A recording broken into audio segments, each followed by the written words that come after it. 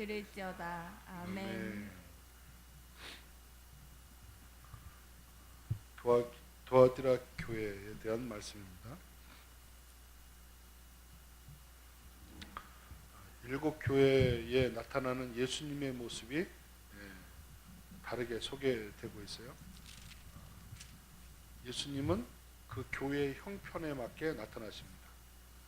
그 교회가 어떤 상태에 있느냐라는 것을 이제 볼 수 있는데, 그 교회의 상태에 따라서 이제 예수님은 모습을 달리하고 나타나는 거죠.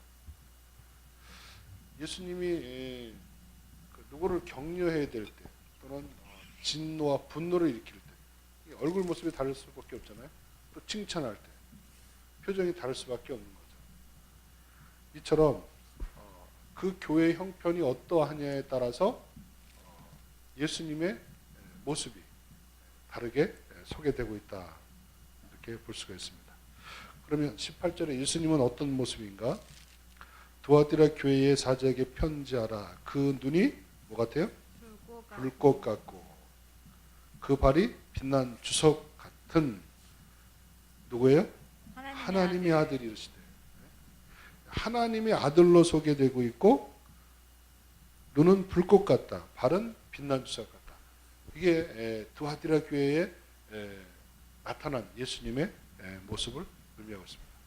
왜 예수님이 이렇게 소개되었는가라는 것은 이제 이 교회의 형편을 보면 알 수가 있게 됩니다. 먼저 칭찬을 했습니다. 어떤 칭찬을 했습니까? 19절에 내가 내 사업과 사랑과 믿음과 섬김과 인내를 하노니 내 나중 행위가 처음 것보다 많도다.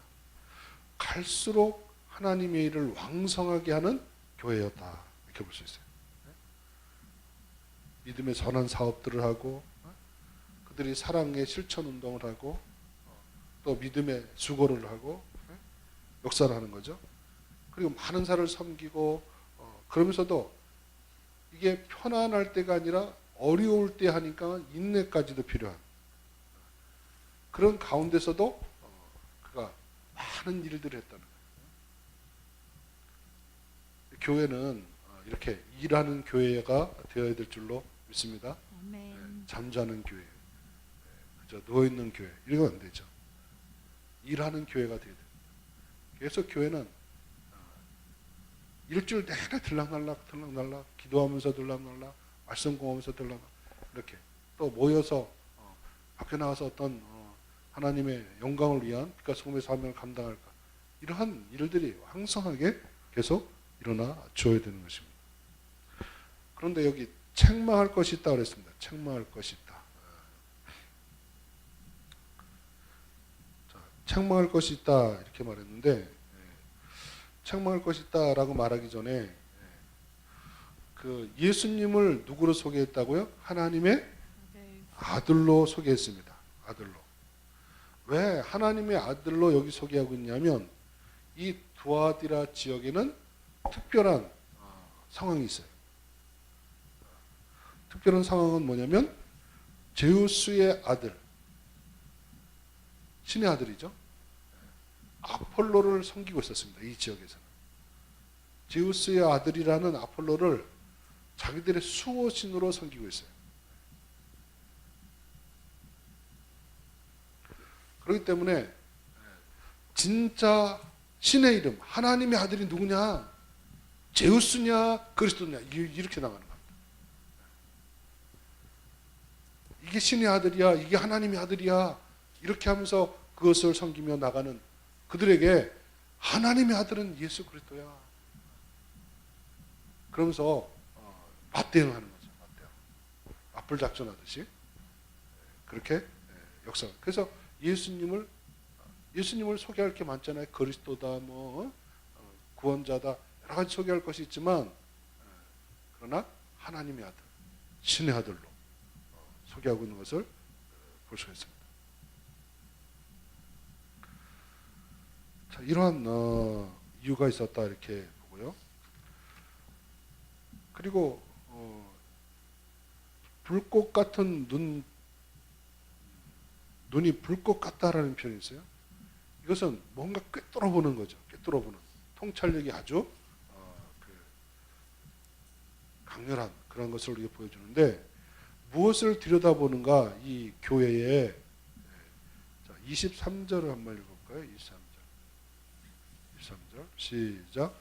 또 내가 사망으로 그의 자녀들을 죽이리니 모든 교회가 나는 사람의 뜻과 마음을 자인 줄 알리라. 내가 너희 각 사람의 행위대로 갚아주리라. 네. 예수님의 눈은 그들의 행위, 외적으로 행하는 행위, 이거 선한 사업한 거, 많은 일한 거 이것도 보지만 어디까지 보시는 거예요? 우리의 마음의 세계, 심령의 세계까지. 그 사람의 뜻, 마음까지 살피십니다. 생각과 마음까지 살피시는 그러한 하나님이시다.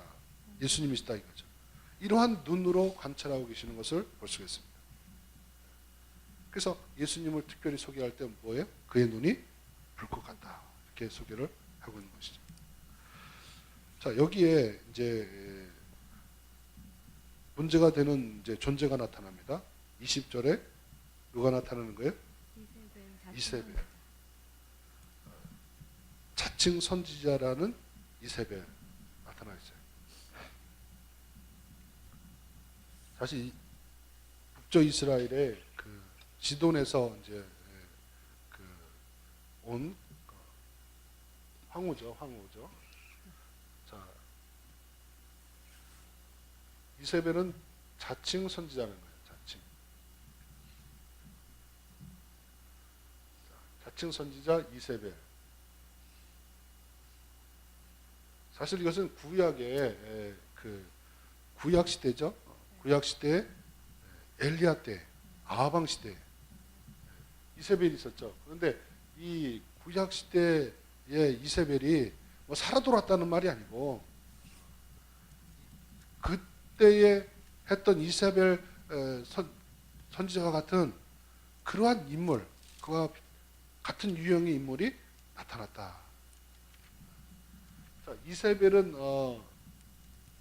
뭘 했습니까? 우상숭배 쪽이죠. 우상숭배. 자, 근데 특별히 이때 우상숭배 중에서 제일 많은 게 바알 섬기는 것과 아세라 섬기는 거죠. 아세라 이걸 섬김으로 인해서 일어난 일입니다.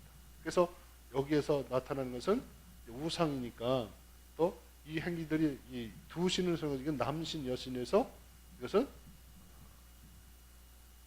문제가 일어납니다. 그래서 음란의 행위들이 일어나는 것을 의미합니다. 자, 이런 건데, 근데 성경에서는 우상 숭배 자체를 뭘 가려요? 이것이 하나님을 남편으로 하는 건데, 이스라엘 백성들이 하나님 남편으로 하는 건데, 우상 다른 신을 쫓아하는 것을 이것을 우상 숭배다. 그것을 또한 남편을 떠나서 외도하는 것으로 보니까 이것이 음란 행위다라고 보게 됩니다. 자, 이게 구약의 상태하고 똑같은 것으로 이야기합니다. 구약의 많은 자들이 이 이세벨이 전파하고 있는 이 우상들을 섬겨요. 이미 여기에 빠진 자들이 있겠죠, 그죠? 이세벨이 있고 여기에 바알 선지자들, 아세라 선지자들 있을 거 아닙니까? 이 신이 있으면 그들의 선지자들. 여기에 속한 선지자들이 있는데 이런 선지자들에 의해서 일이 진행되는 거예요. 그럼 여기에 또 누가 있냐면 이 일에 일반 백성들이나 이런들이 동참하는 자들이 있어요. 동참자들이 있습니다. 근데 오늘 본 말씀은 뭘 얘기했냐면 구약에서 하나님께서 그 엘리야를 통해서 어떻게 했습니까? 무슨 전투했어요? 갈멜산 전투했죠. 갈멜산 전투라기보다는 이제 기도를 말하는데 기도의 싸움, 영적 싸움을 말합니다. 제가 전투라는 말은 영적 싸움. 그래서 바알 선지자들과 여기서 누구예요? 엘리야가, 하나님의 종 엘리야가 전쟁을 하는 거죠. 영적 전쟁. 기도로 누가 참신을 지금 섬기고 있는지에 대해서. 그래서 누가 승리했습니까? 하늘에서 불을 내리는 것을, 불을 내려서 제단, 그것도 제단도 그냥 제단이 아니죠. 제단을 쌓고 거기다가 도랑을 파고 물을 갖다가 붓고 엘리야는 이렇게까지 막 했잖아요, 그죠? 그래서 불의 응답이 임해서 승리를 한 건데, 이때 이러한 선지자들 이것들을 어떻게 해서 여기를 다 멸했습니다. 이들을 멸한 거예요. 그런가 하면 이제 백성들 중에 여기 동참한 자들이 있었겠죠. 백성들 중에서는 동참한 자들이 있어요. 그래서 그 바알 선지자를 섬기는 선지자, 거기에 완전히 있는 선지자 그룹, A 그룹과 여기에 동참하며 따르며 같이 하는 이러한 그룹이 있어요. 이런 그룹이 있는데 여기는 진멸됐고 여기는 이제 남아 있지만 여기는 이제 기회가 있죠, 기회. 그래서 오늘 본 말씀이 이런 구조로 되어 있어요. 자, 20절에 보면 20절 말씀을 같이 한번 읽어보죠. 시작. 그러나 내게 청하한 일이 있노라. 자칭 선지자라 하는 여자 이세벨을 내가 용납함이니 그가 내 종들을 가르쳐 깨어 행음하게 하고 우상의 재물을 먹게 하는도다. 그래서 그렇게 한 자들, 이 자들을 가리켜서 이쪽에서 이렇게 하는 자들을 어떻게 처단을 했다고 나옵니까? 볼지어다 기회를 주었을 때, 그죠?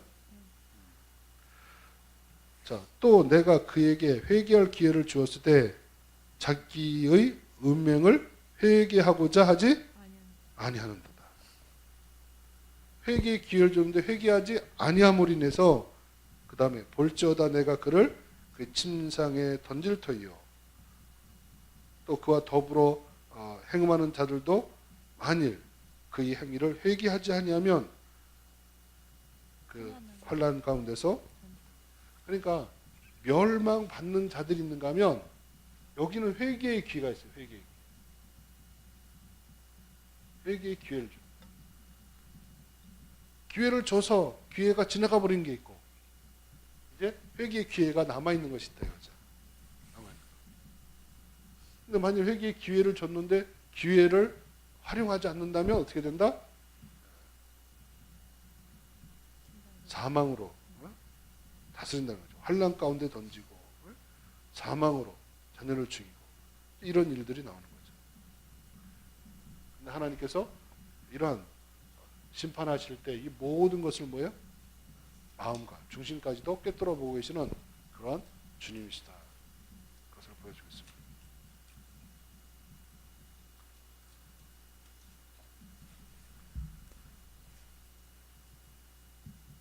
자, 그런가 하면 뭐가 있느냐면 24절에 보면 두아디라에 뭐가 있어요? 남아 있어 이 교훈을 받지 아니하고 소위 사탄의 깊은 것을 알지 못하는 너희에게. 여기 이제 남은 자 하나가 더 있어요. 남은 자. 뭐 남은 자요? 이런 거짓선지자들에게도 거짓선지자들도 안 됐고 또 그런데 동참하지도 않았고 남은 자들.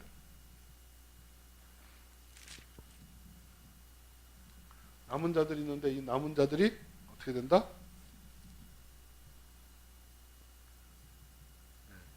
이것은 이스라엘 그 실제 역사 속에서도 엘리야가 하나님 이제 나 혼자밖에 안 남았습니다. 예? 선제를 듣고 하나님 믿는 섬기는 사람들이 싹쓸이 되고 하나도 없습니다. 예? 아방의 폭정 속에서 악행 속에서 이 우상 문화 때문에 그래서 없습니다 그럴 때 하나님께서 뭐라 그랬어요? 얼마 남았다? 7천이나 남았다 이렇게 얘기했어요. 7천. 하나님은 악하고 세속화되어지고 이렇게 망가지는 세상에서도 하나님은 하나님의 일들을 위해서 남은 자 그릇터기를 준비하시는 그런 하나님이라는 것을 우리에게 알려주고 있어요. 근데 이 교회도 마찬가지예요. 두아디라 교회도 뭐였어요? 남은 자예요. 남은 자. 이 남은 자들에게는 하나님이 어떻게 하십니까?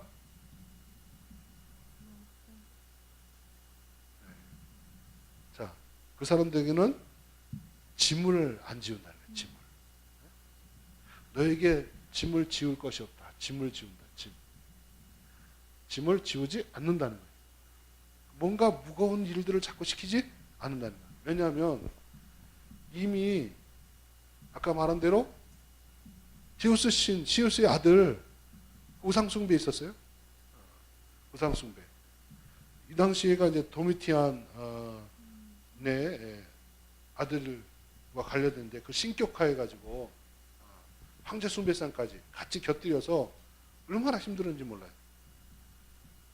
그래서 여기 오죽하면 사탄의 깊은 거 그러잖아요. 이 지역은 사탄의 그 중에 깊은 곳이다 할 정도로 심화되어진 그런 장소예요. 그래서 당시 황제 숭배하지 않는다든지 이거 이세벨도 마찬가지입니다. 이세벨도 장악력이 얼마나 큽니까? 자기들의 그 장악력, 자기들의 조직이 있어요. 근데 그 조직의 사람들은 이 조직에 들어가려면 뭘 섬겨야 돼요? 바알과 아세라를 섬겨야 이세벨이 가지고 있는 그 조직 속에 들어올 수 있는 거거든요. 이때도 마찬가지예요. 그 지역에서 길드 조직이라고 상업화되어진 조직인데 거기서 상권 속에서 같이 공존하면서 장사하고 사업하고 살아가려면 이 조직에 들어가야 되는데 이 조직을 이세벨이 장악하고 있는 거예요. 이게 자칭 여자였으니까 장악하면서 이거 안 하면 너 이거 안 돼. 조직에 들어올 수 없어. 상권에서 너희들 장사해 먹고 이런 거 할 수 없어. 이런 거죠. 오늘도 그러잖아요. 무슨 건축업 가서 뭐 하고 그러면 이렇게 시작할 때 뭐 해야 돼요? 돼지 머리 갖다 놓고 입에다가 배추 한 입 갖다 물려놓고 이런 거 하잖아요. 그죠? 저라고 말하는. 그것처럼 무슨 일을 할 때 이 우상숭배하는 행위가 항상 평행돼서 따라갔다는 거예요. 이걸 안 할 수가 없게 되는 거예요. 그 조직에 들어가서 같이 생존하면서 살아가려면. 그런 것들을 의미하는 거예요. 그래서 저런 데 들어가서 같이 공존하고 특권도 얻어내고 좋은 자리도 차지하고 이런 데면 물건도 잘 어서 받아올 수 이런다면 얼마나 좋겠어요. 공직에도 잘 들어가서 출세할 수 있는 길을 나갈 수 있고. 근데 이런 길이 막혀있단 말이에요. 그러니까 이런 지금 남은 자들에게는 얼마나 지금 무거운 짐을 이미 지고 있는지 몰라요. 그 자체가 살아가는 자체가 집이에요. 그런 자들에게 어떻게 한다고요? 이제 더 이상 너희들에게 짐을 지우지 않는다.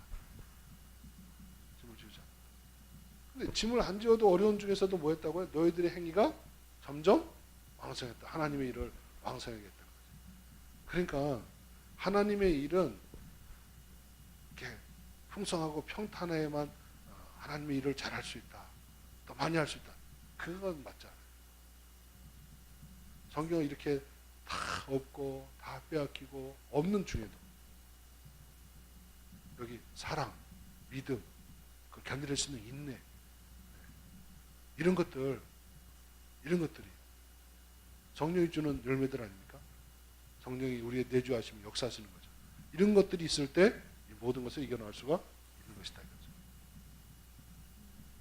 이겨나갈 수 있는 거죠. 그래서 남은 자들. 그래서 그들에게 하나님 주님이 더 많은 어떤 것을 하지 않는데 그런데 이런 자들에게 뭘 준다?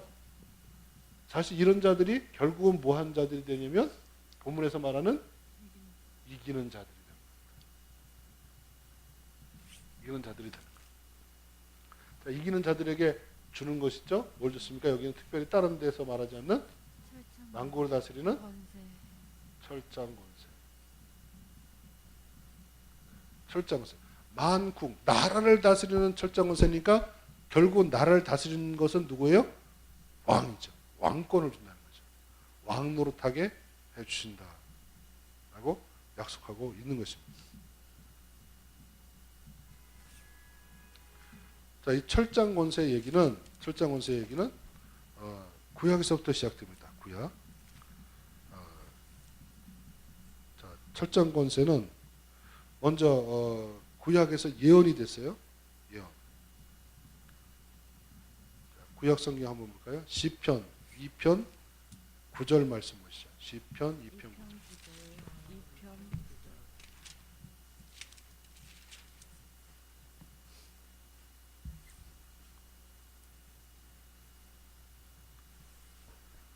한번 읽어주세요. 내가 철장으로 저희를 깨뜨리며 질그를 같이 부수리라 하시도다. 자, 거기 소개되는 문맥에 보면 하나님의 아들입니다. 하나님의 아들이 철장 권세를 가지게 될 것을 예언한 거예요. 그런데 그것이 이루어진 것이 보여주겠어요? 계시록 2장 26절 27절 보시죠. 계시록 2장 26절 27절.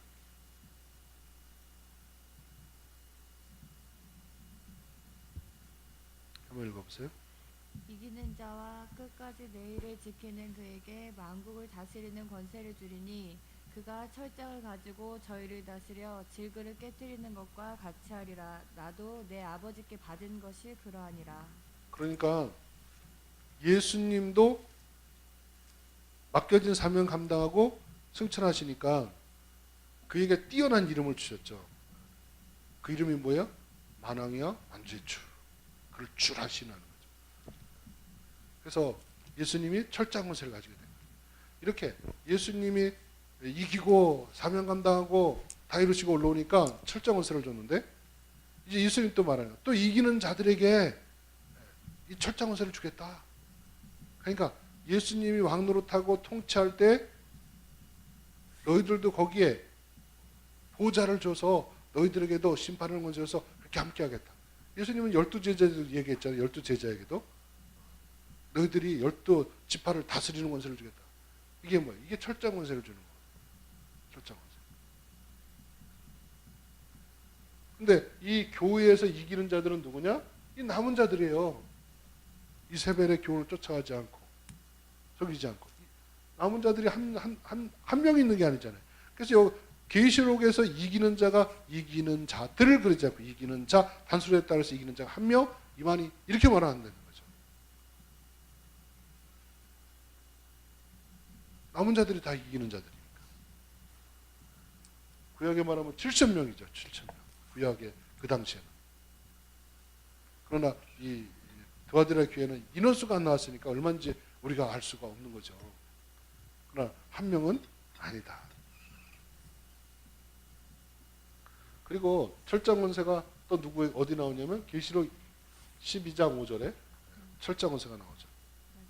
계시록 12장의 구조는 해를 입은 자들가 있습니다. 머리에 12별의 면류관을 썼고 그 옷은 해를 입었다. 태양의 옷을 입었어요. 발에는 달이 있고. 여러분 그러한 여인의 모습을 보면 어떻게 보입니까? 추하게 보입니까? 12별의 면류관을 쓰고 있어요. 그 옷이 태양의 옷을 입어서 그거 딱 보기만 해도 뭐야? 눈부셔요. 눈부셔. 광채가 나요. 발에조차도 달이 있어가지고 빛을 발하고 있습니다. 거기서 여자는 교회를 말합니다. 교회. 이 교회의 영광을 말해요. 교회의 영광. 근데 그 여자가 뭘 낳았어요? 남자아이를 낳았는데 그 남자아이가 뭘 가졌어요? 만국을 다스릴 철장 권세가 있어요. 이분이 누구냐면 예수 그리스도입니다. 여기서 예수 그리스도를 예언했어요. 2장 19절에서. 근데 이루어진 내용이 계시록 2장과 그리고 12장에서 그 철장 권세가 나타나는데 성취된 것을 보여주고 있습니다. 성취된 것을. 근데 예수님이 가지고 있으면서 또 이기는 자에게 이런 권세를 주겠다. 자기의 권한을 위임해서 같이 왕노릇하게 해주겠다라는 그러한 내용의 말씀인 것이죠. 그럼 이기는 자가 이것을 받게 되는 건데 이기는 자들. 자, 계시록 19장 15절 말씀을 한번 보죠. 계시록 19장 15절. 19장 15절.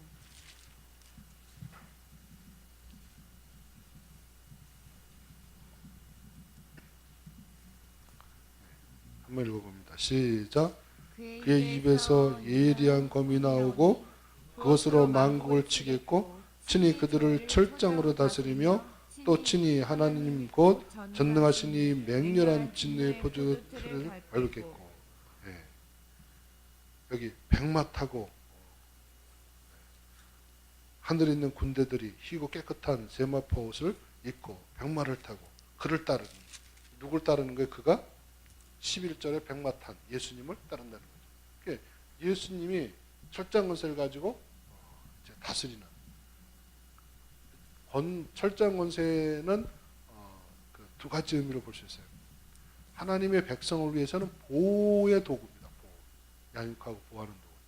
그러나 원수에 대해서는 심판하고 멸하는 도구.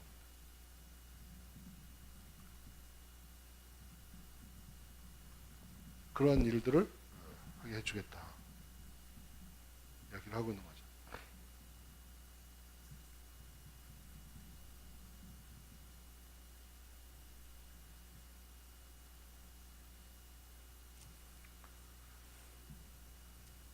이렇게 해서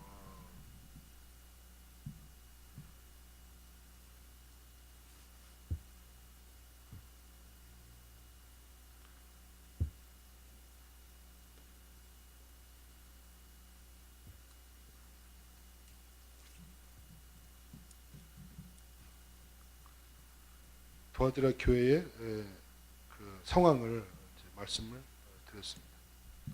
신천지는 이제 이세벨 이런 것을 할 적에는 각 교회 니골라당과 같은 일곱 머리 열불 짐승, 멸망자 이런 쪽으로 이제 간주해서 설명을 하죠.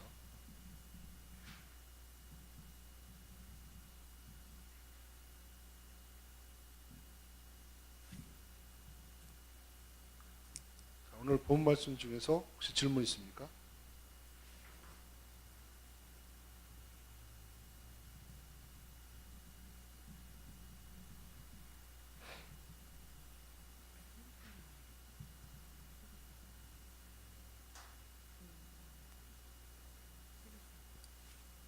이제 그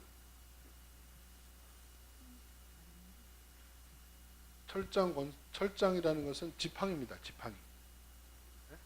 왜 그 네로나 이런 황제가 이렇게 쿵쿵 이렇게 가지고 다니는 거 있잖아요. 철로 된 지팡이를 철장, 지팡이로. 이게 뭐예요? 통치, 권위를 나타내는 그런 거죠. 뭐 양을 치는 목자로 말하면 양치는 그 주의 지팡이와 막대기가 이렇게 한 것처럼 양도 지팡이 막대를 가지고 역사하고 있지 않습니까? 그 짐승들로부터 보호하기 위해서 또 그들을 양육하고 인도하는 그런 용으로다가 지팡이를 사용하는 거죠.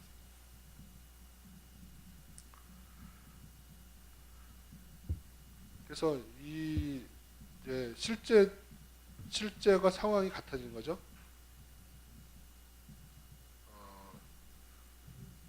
왕상 19장 18절처럼 그 전후처럼 이세벨이 바알 선지자, 아세라 선지자 이런 것들을 통해서 역사하던 그 시대 상황하고 지금 어디하고 이 두아들의 교회 형편이 같은 유사한 그러한 형국이 되었다. 그래서 거기를 역사를 이해하면서 두아들의 교회를 보면 이해가 되는 겁니다. 더 잘 이해가 구조와 스타일과 상황들을 더 잘 이해할 수가